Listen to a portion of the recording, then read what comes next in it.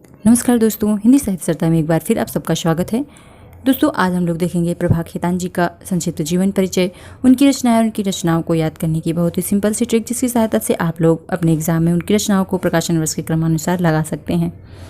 दोस्तों, प्रभा खेतान जी का जन्म 1 नवंबर 1942 को कोलकाता में हुआ था और इनकी मृत्यु हुई थी 20 सितंबर 2008 को। ये प्रभा खेतान फाउंडेशन की संस्थापक अध्यक्षा थीं और फिगरेट नामक महिला स्वास्थ्य केंद्र की स्थापक थीं। 1966 से 1976 तक चमड़े तथा सिले गए वस्त्रों की निर्यातक थीं।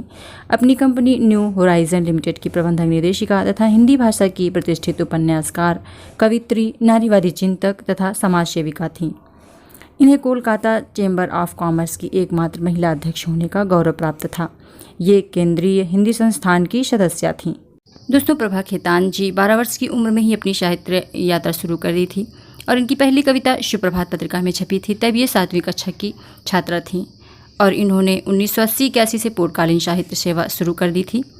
इनके काव्य संग्रह हैं अपरिचित उजाले, सीढ़ियाँ चढ़ती हूँ मैं, एक और आकाश की खोज में, कृष्ण धर्मा में, हुस्न बानो और अन्य कविताएं, अहिल्या।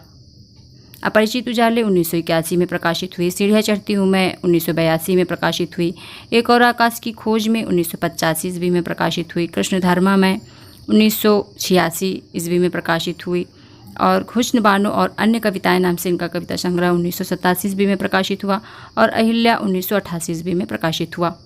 ये सभी इनके काव्य संग्रह थे। दोस्तों, अब हम लोग देखेंगे इनके काव्य संग्रहों को प्रकाशन वर्ष के क्रमानुसार याद रखने की बहुत ही सिंपल सी ट्रिक, जिसकी सहायता से आप लोग इनके काव्य संग्रहों को एक लाइन से याद रख सकते हैं।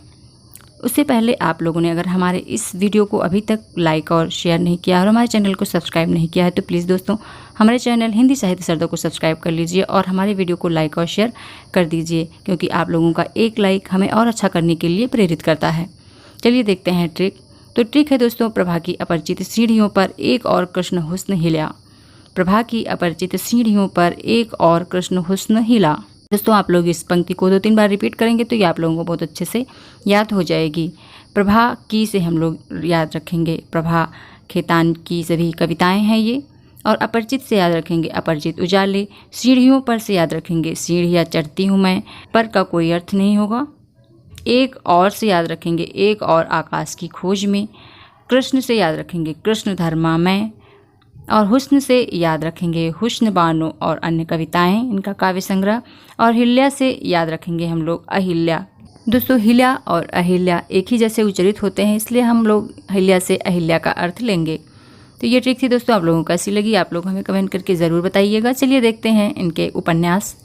तो इनके उपन्यास हैं आओ पेपे घर चले 1990 ईस्वी में प्रकाशित हुआ, तालाबंदी 1991 ईस्वी में प्रकाशित हुआ, अग्निसंभवा 1992 ईस्वी में प्रकाशित हुआ, छिन्नमस्ता 1993 ईस्वी में प्रकाशित हुआ, अपने अपने चेहरे 1994 ईस्वी में प्रकाशित हुआ, पीली आंधी 1996 ईस्वी में प्रकाशित हुआ और स्त्री पक्ष 1999 ईस्वी में प्रकाशित हुआ। ये सभी इनके उपन्यास हैं दोस्तों। अब हम लोग इनके उपन्यासों को भी छोटी सी ट्रिक से याद करेंगे। तो ट्रिक है दोस्तों, प्रभा का आओ ताला अग्नि से छीने अपने चेहरे से पीली स्त्री। प्रभा का आओ ताला अग्नि से छीने अपने चेहरे पीली स्त्री। 2-3 बार आप लोग इस पंक्ति को पढ़ेंगे दोस्तों, तो ये आप लोगों को बहुत ही अच्छे से याद हो जाएंगे इनके सभी उपन्यास। प्रभा से हम लोग याद रखेंगे दोस्तों, ये सभी प्रभा खेतान जी के उपन्यास हैं। का कोई अर्थ नहीं होगा। आओ से याद रखेंगे आओ पेपे घर चले, ताला से याद रखेंगे तालाबंदी, अग्नि से याद रखेंगे अग्निसंभवा, से का कोई अर्थ नहीं होगा। छीने से याद रखेंगे छिन्नमस्ता, अपने चेहरे से याद रखेंगे अपने अपने चेहरे, से का कोई अर्थ नहीं होगा। पीली से याद रखेंगे पीली आंधी और स्त्री से याद रखेंगे स्त्री पक्ष। तो इस तरह से आप लोग इनके सभी उपन्यासों को याद रख सकते हैं दोस्तों। और इनके 2 लघु उपन्यास हैं, शब्दों का मसीहा छात्र और बाजार के बीच बाजार के खिलाफ। ये 2 इनके लघु उपन्यास हैं। इनकी आत्मकथा जो कि बहुत ही प्रसिद्ध है, अन्या से अनन्या, स्त्री विमर्श उपनिवेश में स्त्री, यह भी बहुत ही प्रसिद्ध इनकी रचना है। फ्रांसीसी रचनाकार सिमोन द बोवा की पुस्तक द सेकेंड सेक्स का स्त्री उपेक्षिता के नाम से इन्होंने अनुवाद किया, जो कि बहुत ही चर्चा का विषय बना रहा। दोस्तों, डॉक्टर प्रभा खेतान को जहां स्त्रीवादी चिंतक होने का गौरव प्राप्त हुआ, वहीं वह स्त्री चेतना के कार्य में सक्रिय रूप से हिस्सा भी लेती रहीं। उन्हें प्रतिभाशाली महिला पुरस्कार और टॉप पर्सनालिटी अवार्ड से भी सम्मानित किया गया। साहित्य में उल्लेखनीय योगदान के लिए उन्हें केंद्रीय हिंदी संस्थान का महापंडित राहुल शंकरत्यायन पुरस्कार राष्ट्रपति ने अपने हाथों से प्रदान किया था। तो ये उनके पुरस्कार थे दोस्तों। बस प्रभा खेतान जी से संबंधित आज के वीडियो में इतना ही दोस्तों। अगर आप लोगों ने हमारे वीडियो को अभी तक लाइक और शेयर नहीं किया और हमारे चैनल को सब्सक्राइब नहीं किया तब प्लीज़ दोस्तों इसे सब्सक्राइब कर लीजिए और बेल आइकन को दबा दीजिए ताकि जब भी मैं वीडियो अपलोड करूँ तो उसका नोटिफिकेशन आप लोगों को पहुँच सके और आप लोग उसे सबसे पहले देख सकें। जल्दी मिलेंगे अपने नए वीडियो में नई ट्रिक के साथ। तब तक के लिए नमस्कार दोस्तों।